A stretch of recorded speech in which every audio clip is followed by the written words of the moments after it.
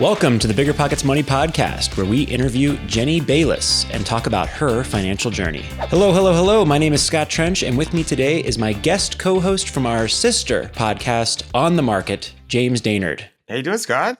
I'm doing great. Great. Thank you for joining us today. I'm excited to be on. Absolutely. James and I are here to make financial independence less scary, less just for somebody else, to introduce you to every money story, because we truly believe that financial freedom is attainable for everyone, no matter where or when you're starting. And whether you want to retire early or travel the world, go on, make big investments in assets like real estate, or start your own business, will help you reach those financial goals and get money out of the way so you can launch yourself towards your dreams. James, I'm so excited to be here with you today, and I understand that you have a very special guest joining you for today's show. Yeah, randomly. So at BPCon last year, BP did an auction where a lot of donations went out, and someone bid and they bought me. They've actually bought me for an 8-hour Zoom call, and we ended up shipping them out here for 2 days instead. So this is Justin. He's from Austin, Texas, bought us at the BPCon. Now he's here hanging out with me for 2 days. We over-delivered. He got amazing. way more. It's been amazing. So BPCon, amazing opportunity. And it's been a great time hanging out with James and getting to understand his operations. So highly suggest going and hanging out there. Are you going to bid on Scott next? Yeah, Scott is next. He's on the list. I was his second choice. So, James was right here. He told me right before we recorded, and I was right there. So now you got to come out to Orlando and secure Scott on the next one. That's it. I'll do it. That's right. Will you be going to this year's conference in Orlando? Oh, yeah. I already got tickets and going to go a little early and take the family to Disneyland. That's awesome. We'll see you in Orlando, and we're thinking about bringing our little girl there as well to see Disney World. Yeah, it's an amazing opportunity to do so. Thanks, Scott. And if you're interested in going to our conference this year, 2023, check out BiggerPockets.com/Orlando, and you can find tickets. We actually just opened those up last week. We're recording this in late March.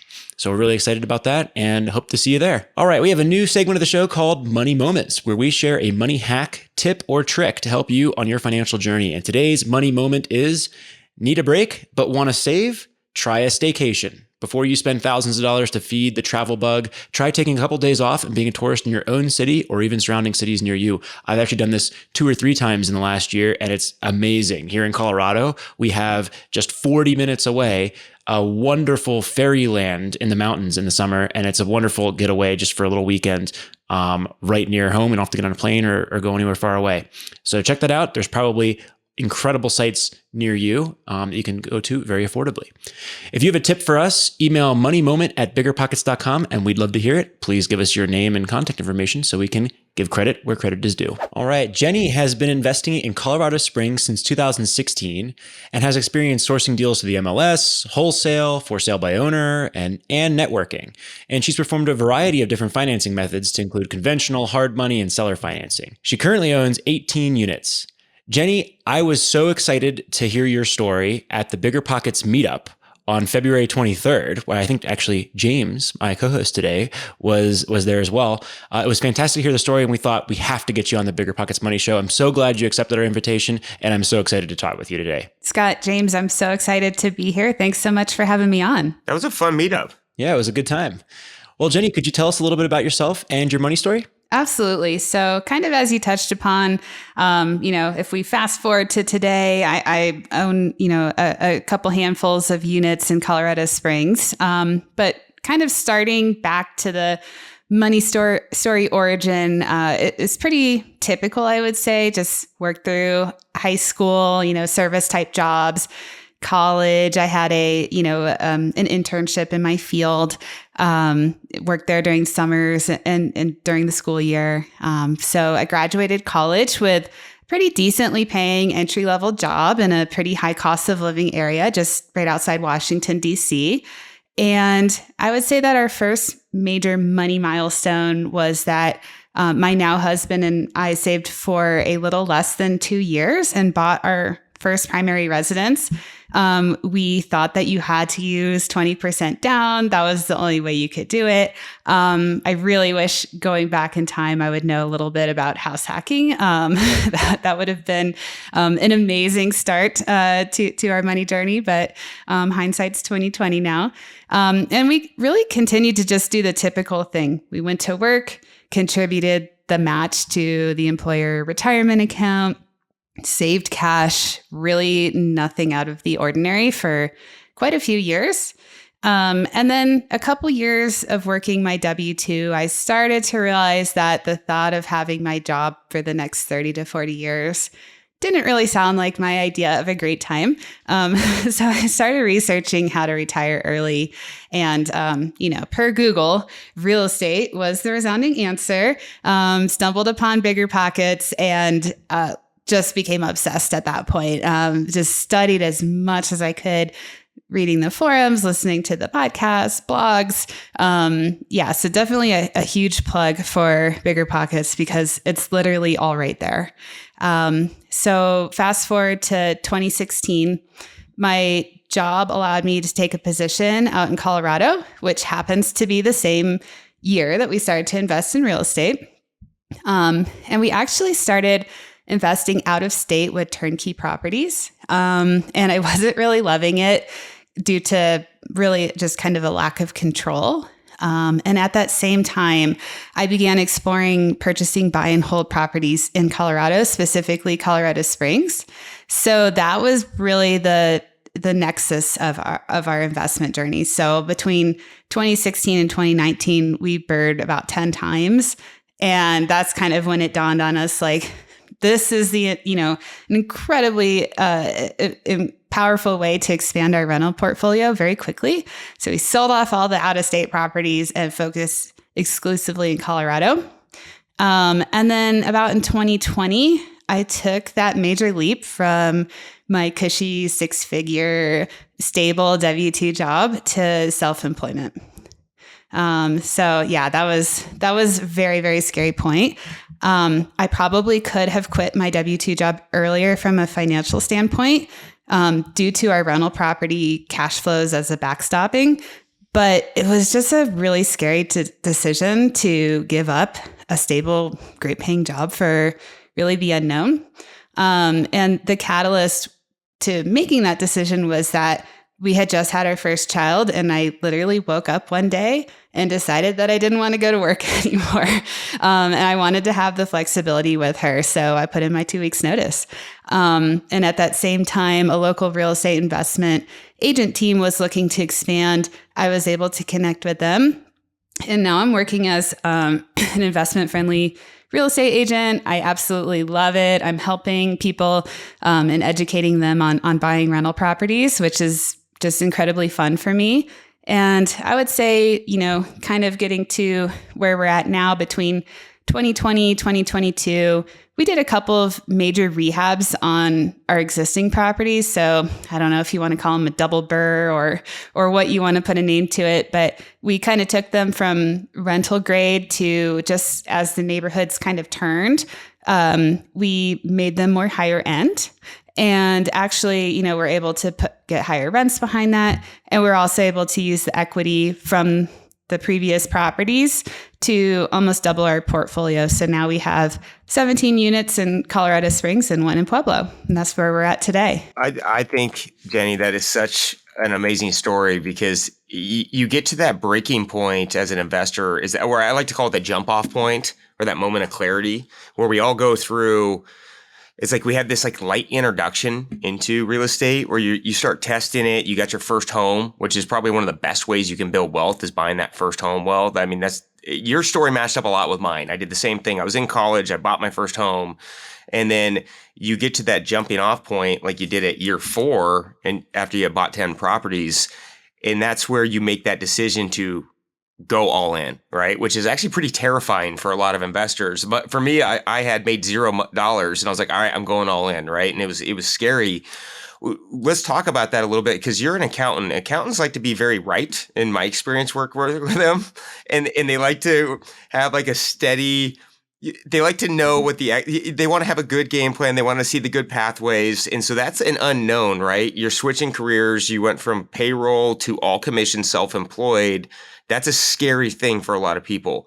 So what was that moment of clarity that you had to get that jump off point going? Yeah. So we had talked, my husband and I, we had talked for, several years, probably like 2018, 2019, early 2020. Hey, from a financial standpoint, I could take a pretty big pay cut doing something that I would enjoy a little bit more with the supplement of our rental properties to make up for what I was making in my job, just from a numerical standpoint. But yeah, it was just that mental block of leaving a high paying job. It just, honestly, it seemed foolish to give that up. And, it was just kind of coming to that conclusion that, from a practical standpoint, why would I give up this good job for going into the unknown? But it was when I had my first child, it kind of like there's an emotional catalyst for me, and that took over. That was a more powerful than the logical side of things. That, hey, I'm lucky enough to be in this position. I absolutely need to take advantage of it, because a lot of people are not in that position. They would love to be in that position. I'm so lucky. Why else did I work so hard to get to this point? So absolutely. Could you define this position in a little bit more detail? How much cash did you have? How much passive income? And what put you over the edge to feel confident? Yeah. So I pretty much matched my take home pay via our cash flow, with the exception of benefits, which my husband's W-2 job that he loves, we could hop on his benefits. And then, of course, retirement, the employer match, that sort of thing.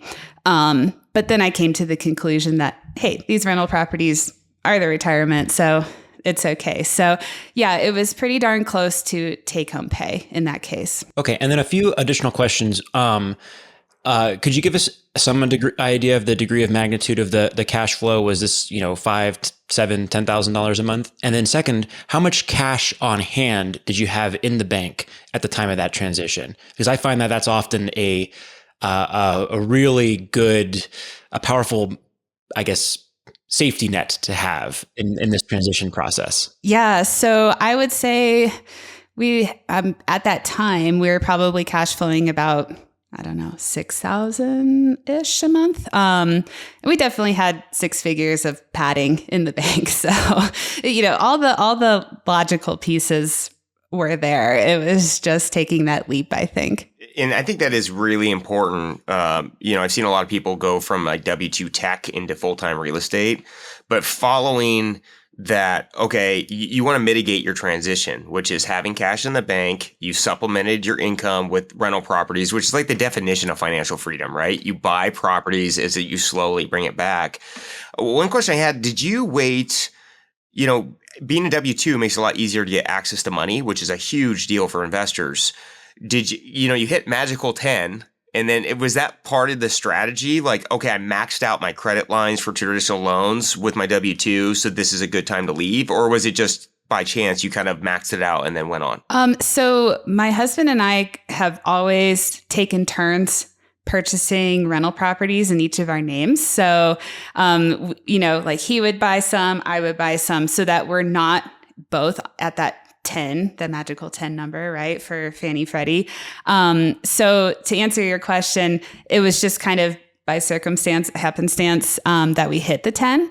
But I had also been doing real estate agent work part-time, a few years prior. So I was actually able to qualify to purchase additional rental property in, I guess, 2021, because I did have a history of it is small self-employment income, but it worked for what we needed it for. Awesome. Well, let's go back a few minutes to the BRRRR strategy. You BRRRRed 10 times successfully. Can you walk us through the systems you put in place, kind of a bread and butter deal? If you had a loser, we'd love to hear about that. How did that process go in building this portfolio that allowed you to make this transition? Yeah, so I would best describe the strategy as failing forward. So we messed up a lot, especially on the first couple of properties. Our first BRRRR was, I consider it an accidental BRRRR, thinking that we knew everything that there was to know, of course, right? After having just done one property, jumped into the second and literally made every single mistake possible. I didn't understand that there was seasoning requirements. So we had our money stuck in there for a long time. I didn't get an inspection done because, I wasn't going to win the property from the wholesaler if I was going to get an inspection done. Highly don't recommend that. Come to find out the sewer line was totally collapsed and all that, and trying to do some of the work ourselves. And I'm just not a very handy person. So it takes me, 10 times longer than it would take a professional to do it. So really just kind of making every single mistake in the book and kind of dialing it back and saying, okay, what are we good at? What are we not good at? Let's kind of get an understanding of all the requirements, like lending requirements. What do hard money lenders require? What do permanent finance lenders require? Trying to get that in order, trying to segment the rehab part of it. How much is this on estimate? How much is painting, flooring, that sort of thing. And just collecting data through messing up. And then we're able to turn things around a lot quicker for our subsequent properties thereafter. So that's kind of how I would recommend doing that. And I'm actually really glad you brought up seasoning requirements, right? Because we all make our own mistake. Like I still make mistakes on property today, right? Like I'm like, oh, well, I skipped a step. Access to money in debt is you have to have that to BRRRR property, right? Like that is one of the key components is you got to find the right deal, but you also have to layer the right debt on there to make it work right. And that's that rush in because you want to get into your deal. You got the great buy, but then not being prepared. So how did you deal with that seasoning and what do you do? What did you do moving forward? Because that's a lot of times people don't even know about that the banks don't want to refinance you in conforming debt because it's like it looks weird in the time period. And that kind of stems back from the 2008 banking crisis and fraud, that they want that layer of time in there to figure out why the property increased in value so rapidly. So how did you get around that, or how did you deal with that? Because that can trap money, which is bad to grow your money. And what do you do forward to make sure that doesn't happen? Yeah. So with the caveat that this was several years ago, I'm sure everyone knows out there that the seasoning requirements are changing. So I'll just speak to the past, what the requirements were there. So yeah, we're a few days before what I thought was going to be a cash out refinance. And the lender calls me and said, hey, we're going to have to do a rate and term refinance. We cannot cash you out. I said, well, what do you mean? Oh, well, you didn't own the property for, at the time it was 6 months before you can do a cash out. And I said, I had no idea that was the case. She's like, yeah, sorry, you're going to have to, we're only going to be able to do a rate and term refinance to basically pay off the hard money lender, but you're going to be stuck, with the note essentially for what the hard money loan was for 6 more months. And then you can do a cash out refinance. So, luckily we had other capital that we could deploy during that time on subsequent projects. And believe me, I learned my lesson the hard way on that. But yeah, so kind of what we were able to do to be able to turn our properties over a little bit faster during that time. Now that I learned that hard lesson, we had, a lot of money stuck in this one property for 6 more months, is we spoke with the lender and said, okay, well, what's the best way of a quicker turnover on this process?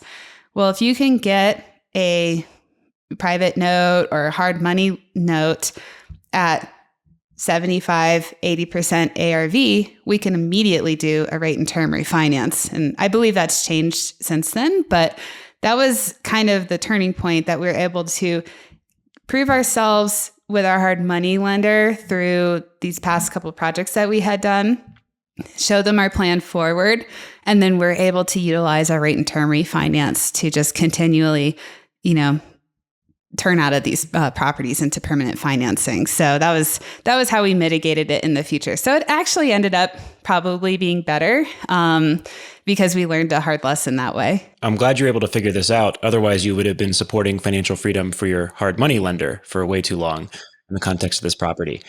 I just want to alert everyone who's listening that the seasoning requirements have actually been updated and are now, if you had taken on that project today, you'd be even more screwed than you were at that time, because the seasoning requirements are now 1 year before that refinance for many conventional loans. Something to keep in mind. Don't make the same mistake Jenny made, because it'll be much more costly this time around. Yes, for sure. And nothing's worse than having your gunpowder trapped in a vault. You're like, I want to get access because I want to get the next deal, right? And so setting it up and other things. Jenny, have you ever looked into working with, like, for me, I'm a private lender too. And so I network with other private lenders. And so if I'm actually looking to buy a BRRRR, though, I can get a first and a second on there, because then I'm also giving them loans out too. Have you ever looked into that network? Because you can still rate and term refi it. And I think that's important for this year seasoning right now. It's all about setting up your debt structure correctly up front. And sometimes you can mitigate enough risk by getting pre-qualified, or like Jenny's talking about, she built a reputation, which gave her more experience, allowing more leverage. And by reputation and mitigating risk would take out financing in a good plan. Sometimes you can get a first and a second and then rate and term refi it to where your money's not subject to that seasoning. So I have not done the first and the second, but I have used private financing towards the end of our BRRRR phase, I guess you'd call it. I wanted to be able to prove ourselves before we went to a private individual and be able to provide a track record that, hey, we actually kind of know what we're doing here. I felt, I guess, less guilty in a sense doing it from a hard money lender, because they're the ones, they're vetting the deal as well. So they're not going to lend me the money if they think the deal is terrible. But a private lender doesn't necessarily understand it as well. So I really wanted to have that track record down for the private lender. But yeah, I enjoyed working with the private lender because it was obviously less expensive, and it was also had the same ability to do the rate and term refinance at that point. Let's take a step back and talk about the first deal that you did. And how did your money story lead you to that point? How did you bring the cash or finance that first deal and make that transition into real estate investing? Yeah, so that's a great question. So the very first, I'll say Colorado Springs deal, because that was kind of the aha moment to our portfolio. We just put the 20% down, and that stems back to the whole, hey, I don't really know what to do other than just save cash, like work a job, save cash, work a job, save cash.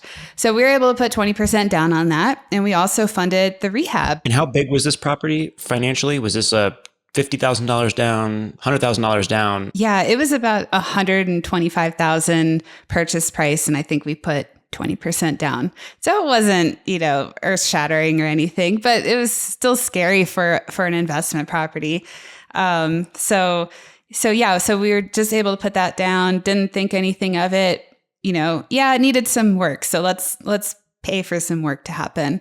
And then at that time, I was actually in our garage painting the kitchen cabinets to this home. And I was listening to Brandon Turner's audiobook, the book on low and no money down.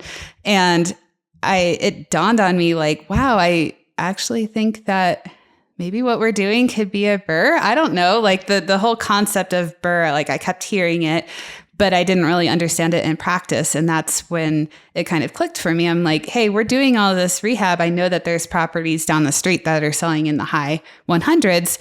Maybe this is what this BRRRR thing is all about. So, we didn't really think too much of it for that point, but, got a tenant in there, and then happened to be like 6-7 months after having bought it.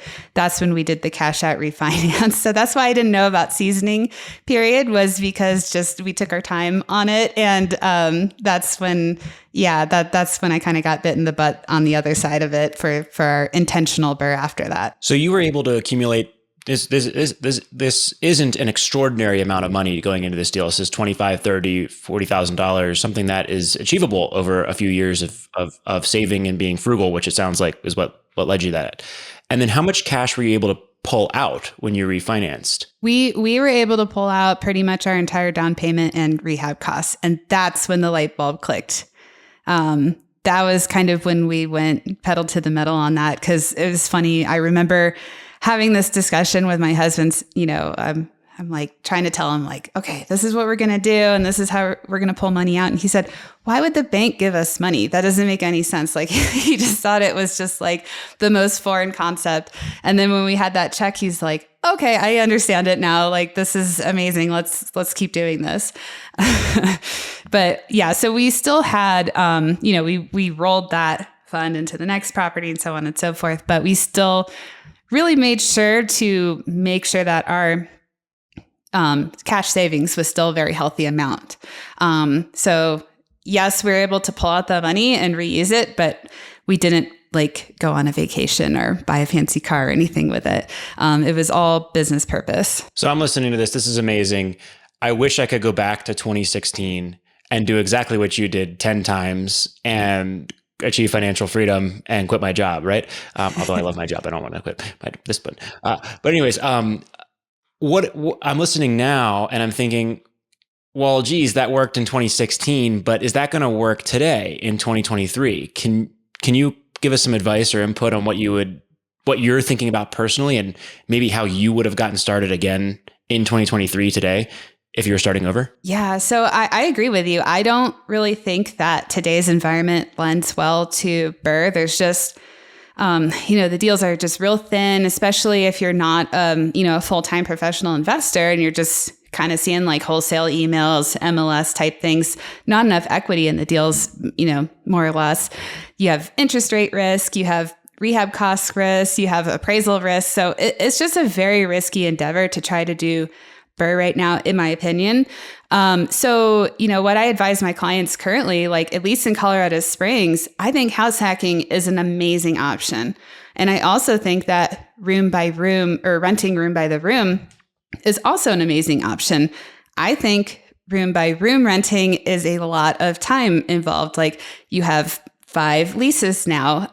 But if you're willing to put in kind of that effort the same way that we were willing to put in the effort on the BRRRR side of things, if you're willing to put in the effort that's kind of like painful in the moment to get that first property up and running, but it's going to cash flow pretty well, that's kind of what I would recommend to people is look in your market. It might not be the easiest strategy or it might not be the easiest option, but if you want to optimize your rental property performance, you probably have to roll up your sleeves a little bit. And I love that you have shifted the focus, right? Because one thing that, sometimes I feel like people forget, including myself, it's like this is a transitioning market and markets change. And as the market changes, you have to evolve as an investor and look at for different strategies, like going from BRRRR, which I don't think is dead. You can get it done in this market. The cash flow is just not that great. I call it like a temporary BRRRR where it's like you're just waiting the rates to come down and then you're looking good.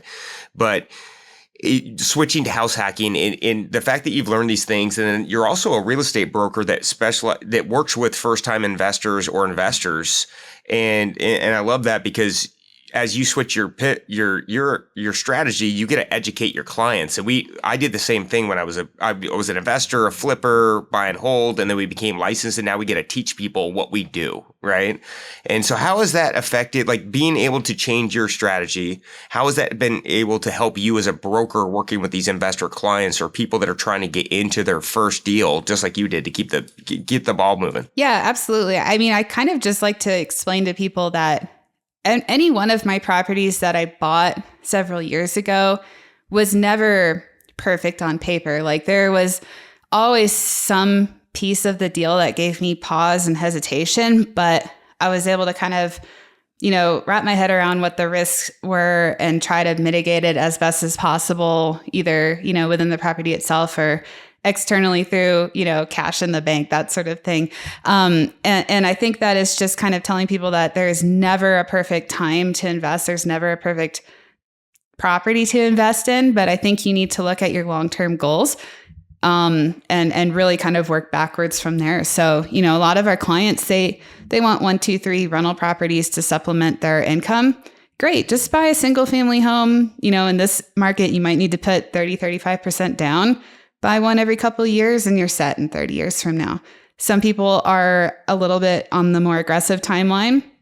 Great. Well, you're going to have to probably roll up your sleeves a little bit. You're going to have to house hack. You're going to need to do room by room. These are the pitfalls that you're probably going to experience. And just kind of work backwards, I think, is really the best way of doing it, while being, shining a light on some of the issues that people might come across. It's not all sunshine and rainbows all the time. So Jenny, you're financially independent. You've got a big real estate portfolio, a thriving agent business. What does day-to-day life look like as a financially independent, I'm going to assume multimillionaire living in Colorado Springs? What do you do with your time? That's a good question. So, over the last couple of years, I was working really, really hard, being an agent, did phenomenal the last couple of years. Now the brakes have kind of, been stepped on in the market and sentiment and everything. And to be honest, it doesn't really bother me. I'm like, oh, this is a nice welcome break. So, so if business is a little bit slow right now, just traveling, hanging out with my kids, just really enjoying life. And yeah, it's been great. I mean, obviously still having to deal with headaches when it comes to the rental properties, but, that just takes up such a small part of my overall life right now. I couldn't wish for anything different, is how I would describe it. How many hours a week would you say you're working today? Oh, in as a real estate agent, or everything combined? Oh man. Well, I hope my team lead isn't listening to this, but probably less than 20, I would say, of this year. So that's a good gig. Yeah, that's a good gig. And I think I love that you pointed out. Yeah, I think all the brokers, the last 2 to 3 years were so busy. I feel like I shaved 5 years off my life by just how busy it was. And it was like when the rates started going up, it was kind of like, whew.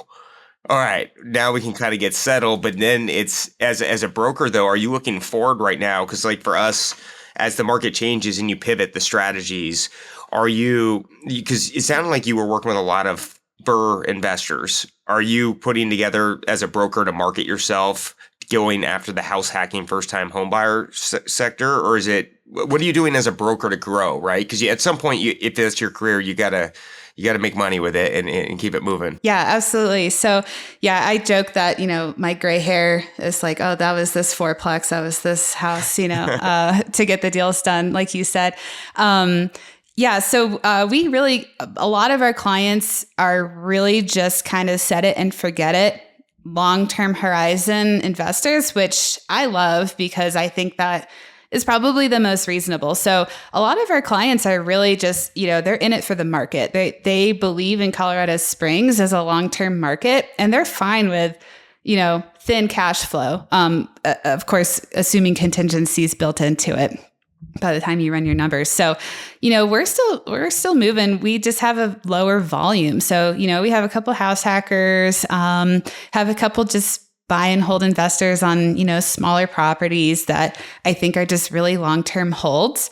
And to kind of answer your, make what you alluded to with the interest rates going down, I actually kind of took it as a really welcome slam on the brakes, because I had my second child last summer, right around the same time that the interest rates rose. So I was able to just kind of just take it all in and be kind of appreciative of the timing of it. So, going forward for this year, we're really just going to keep pushing deals that our clients are doing in this market. We still have people doing good deals. There's nothing special about the properties that they're buying, but yeah, just kind of here's their 30-year hold plan. All right. I think that this would fit for pretty much most people that are looking to get into investing. So James, I think the answer to your question, what are you doing to grow, is I'm perfectly happy with my life as it exists right now. it was wild to have all this business the last 2 years, but I've declared victory. I've won. I have my passive cash flow. I've got my savings in the bank. We have 2 kids now, and I'm totally fine working just a few hours a week and not looking to grow. And that to me sounds like a wonderful answer and living the dream. Is that a correct phrasing interpretation of your response, Jenny? Absolutely. I'll just take it as it comes. If rates dip and the market goes crazy again, I'll just, I'm along for the ride for sure. But otherwise, I'm just going to enjoy it and not let the lack of commission income coming in stress me out. Oh, yeah, I like your mindset, Jenny. I think I need to adapt some of this. I have an inability to turn it off. No, I think it's the early retirement police, the people who say you're not retired, we'll come after you and arrest you for violating the rules of early retirement and making money with your agent business. But I think that this is one definition of victory in the path to financial freedom, early financial freedom. And it sounds like you're very happy with everything that's going on in your life from a business and family perspective. Absolutely. And I can't really ever picture myself not doing anything. Like, I can't picture myself being able to just hang out on the beach all day. That's just not how I'm wired. So when I'm 80 and we have this conversation, it'll probably be pretty similar. Well, you had a couple of tips that you brought in and some advice you wanted to share with folks when we talked about you coming on the show. Would you mind sharing those 3 tips that you think every investor should think about, and any other advice you'd have for folks that are looking to repeat some of your success? Absolutely. So the first one is to track your expenses. And Scott and Mindy, you guys, I think every single episode you say track your expenses, and I can attest we have been tracking our expenses since 2014, so about 9 years now. Every single penny that gets spent gets tracked, and so while I'm not as zoomed in on, hey, we spent too much on this month or anything like that, it's good to just kind of see where your money is coming in and coming out, and being able to kind of adapt to how things change when you double your family size in a few years. Like, yeah, that was pretty jarring against the family budget, right? But it's just kind of good to be able to know where things are. So absolutely track your expenses, even though it's incredibly tedious. You will thank yourself for it. Jenny, how have you done in terms of moving the goalposts in tracking your expenses? Have you wanted to spend a lot more as you cross the threshold to financial independence and have success with your agent business, or have you been able to keep that spending pretty tight and pretty consistent? Yeah, so we used to be I would say way more frugal than we are currently. Definitely have loosened the purse strings a little bit over the last couple of years.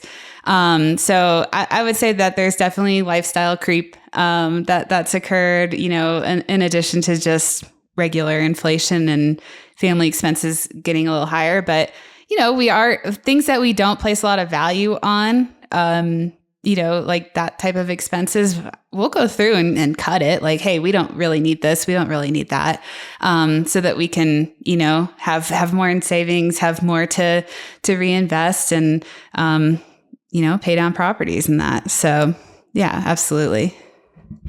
And then the second tip I would say for investors is probably focused and dedicated effort, is needed for exponential returns in real estate. So, what I mean by that is, if you wanted to do a hands-on approach, like, doing BRRRR, doing room by room, you're going to see those outsized returns that are kind of advertised as the benefit of real estate, as opposed to, just buying a turnkey rental property and letting it sit. Like, you can't expect to have the same type of return between those two products. And I think that's really important, because people often think of real estate as just kind of being the end all be all option to invest and, be able to quit the next day and, go live on a beach somewhere. But it's definitely not the case. Like, we basically had a second job for many, many years getting these properties stabilized. And then the third tip would just be patient. How many hours did you pour into these properties after work hours in the period where you did these 10 BRRRRs before quitting your job? Oh, dozens and dozens. Like every single weekend, we're down here doing work on the properties or meeting with people or doing something hands-on after work, just doing bookkeeping, calling people. I would say at least 10 to 20 hours a week for years on top of that. So yeah, it was not easy while having a full-time job, that's for sure. But I don't regret it for a second now that we're able to kind of get over that hump per se of that. Yeah, it's that short-term pain, long-term gain. Just getting through that hump. Because how many hours a week do you work on it now? Like for just your rentals, not broker side? Yeah, not many. Less than 5 or 10 probably, depending on, if there's a turnover, that's going to be more. Yeah, it's that startup pain, right? Like, and when you're starting a new real estate business, which is buying rental properties as a business, that startup pain it's like, that's where sometimes people just jump out of it. And it's like, no, just push through, get to the end goal. And then, from being overworked for a couple of years to now you're hanging out with your kids all the time. That's the goal. It's that short-term pain. You just got to make it through. Yep, absolutely. Yeah. And then the third tip is be patient. I'm sure, you guys probably hear from a lot of aspiring investors that, I want this property to cash flow as the day one I buy it. I just don't really think that's too common. I'm not saying it's impossible, but a lot of times it takes a couple of years to really get the property performing to where you want it to be or where you expect it to be, just because things pop up. You don't know what you're doing. You're making mistakes. And for several years, we just constantly, we didn't, take a dime out of our cash flow and just consistently reinvested it back into the properties. And I think that is necessary as well for anyone that's looking to start. One last very quick question. How much were you spending per month in the early part of this grind period? I'm calling it a grind for several years while you build up this portfolio. So I think I was spending about $3,500 a month. Great. So your 3 tips are track your expenses. You're going to have to focus, and you said focus and directed effort, but it's really this, you're going to grind 10, 20 plus extra hours a week on top of your day job in order to build this portfolio. And I'm going to be patient, which means I'm going to sustain this low expense level and grind for multiple years to achieve my goal, like 4 or 5 years, in order to really hit that inflection point where I can say that I'm financially free. So I just want to this is an intense all out burst of effort that is sustained for multiple years that allowed you to get to this hump. But in saying that, it's nothing special, right? And I don't mean that as a diss to Jenny. I mean it as this is something that a lot of people could have done in this period of time, and a lot of people can do with a varied strategy, rent by the room, house hacking, or something else in the future. It's not that glamorous, but the life you live now is as a result of that effort. Yeah, absolutely. And just to kind of tag along to the be patient side, I'd like to add that, when I bought these properties in 2016 through 2019, looking back, interest rates were, I don't know, in the high 5s, low 6s, and I didn't think anything of it. But in 2020 and 2021, when some of these properties dropped, of course, they had to be on my husband's, in his name, because he was the one with the job at that point. But we cash out refinance quite a few of those properties. We were able to keep the same mortgage payment, but pull out cash. And then we bought several, other properties using that. So it's just kind of like that delayed, the longer you wait in real estate, just the better it gets. So just, keep that in mind too, that, your equity can be a tool as well in the future. Instant gratification is not always a great thing. Just wait for it and it's way better. That quick hitters won't get you down the road as fast. Absolutely. Well, Jenny, thank you so much for sharing your story. This was wonderful, really inspiring, and really admire all the success that you've had. We'll have to let you get back to your busy day and and wonderful, lots of free time life. Thank you so much. Well, thanks so much, guys, for having me on. It's been a pleasure. All right. That was Jenny Bayless from Colorado Springs. Met her at the BiggerPockets meetup here we had February 23rd in Denver. James, you were there.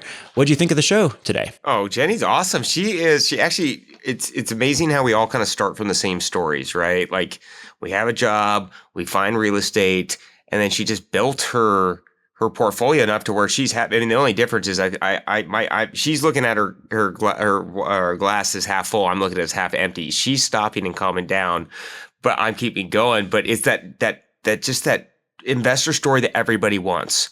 They get into it. They buy enough rental property. Now they can live financially free. It's a really cool thing to see. Yeah, I just think that her journey is so, it just fits the kind of, I'm going to use the word stereotype of the journey to financial independence in so many ways. It's so classic. It's so repeatable for many folks, right? I mean, this is someone, yes, we're earning a fairly good income, but not an outrageous one. We're spending a reasonable amount. $3,500 a month is not a large amount to spend in 2015, 2016, 17, 18, 19, 20, right? This is someone who has a tight control of their expenses, someone who's grinding it out for years, who shows up at work during the day and then fixes up rental properties during the evening, sustains this for several years in a row, and then stops, which I think is the part that I can't do quite yet. I haven't been able to stop, right? And actually say, I'm gonna cut back now on hours because I'm addicted to building BiggerPockets and building my portfolio. Perhaps you feel the same way, James. And now she enjoys this life of relative leisure, and is just, hey, if more money comes in from my agent business, that's cool. I'll take it. And she told us she used all that money to pay off 3 of her rental properties. If it's not, my portfolio is great, and I'll just chill and enjoy my life on 20 hours a week or so of work. Yeah, she did the work. She made the decision to go passive, make the transition out. She suffered through that 2 to 3 year build-up period, and now she's getting to enjoy it. What she says, she's working 10 to 20 hours a week, maybe, and gets to hang out with her kids and living perfectly, comfortably fine. And that's, I think, the definition of financial freedom right there. Absolutely. So what an amazing story, and really admire what she's accomplished. All right, well, James, should we get out of here? I think I got, unfortunately, I'm not like Jenny. I have work to do. So, yes. All right. Well, this is the BiggerPockets Money Podcast. I'm Scott Trench. He's James Daynard, saying peace out, Girl Scout. BiggerPockets Money was created by Mindy Jensen and Scott Trench. Produced by Kaylin Bennett. Editing by Exodus Media. Copywriting by Nate Weintraub. Lastly, a big thank you to the BiggerPockets team for making this show possible.